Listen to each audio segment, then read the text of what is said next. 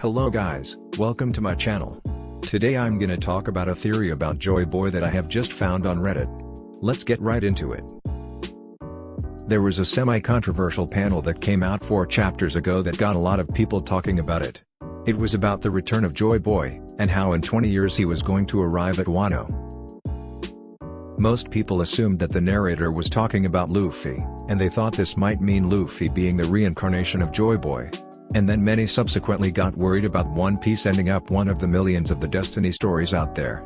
Was he the chosen one all along? Was he supposed to achieve all this anyway, and was everything controlled by a higher power from the start?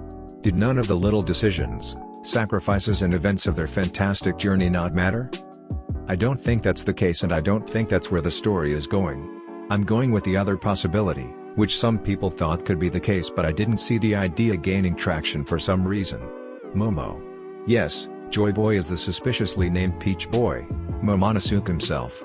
He is the other sovereign to return, to not a random place, but to his homeland Wano, as prophesized.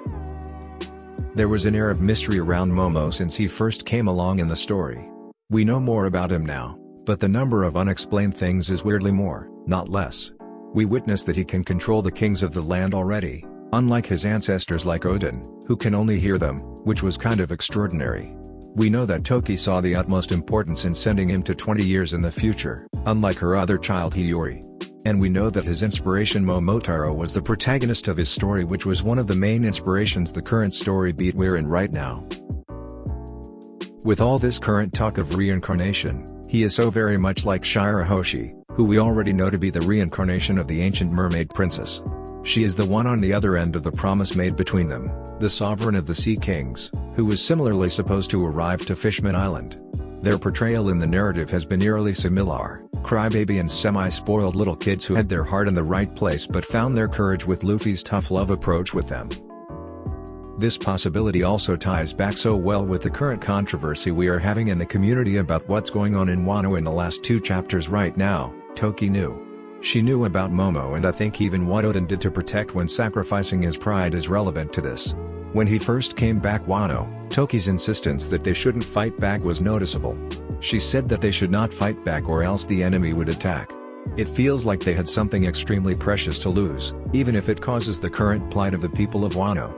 Even on the eventual The Disaster Hours, which came 5 years later, she is seen smiling and calmly playing with her kids. We know that she was also very confident when she was sharing her prophecy at the moment of sending her son to 20 years later, with his protector Scabbards at his side. If this is all true, then it brings us to another interesting direction. The ancient kingdom was the ancestral kingdom of the people of Wano, and it's no coincidence that they were the only who passed down the knowledge to read and form poneglyphs. They were the ones to create them in the first place. And Momo's ancestor, the legendary Joy Boy, was the sovereign of the kingdom. I think this possibility fits with the themes of One Piece much better. Luffy is not the chosen sovereign, who has his role defined and shaped by something bigger than him. He is a pirate, who dreams of being the freest person in the world, who is in control of his own destiny. He is the one who enabled this millennia-long epic saga's conclusion. He is the pirate king, who is in his freedom saw through the will he inherited from the endless people that came before him like Roger.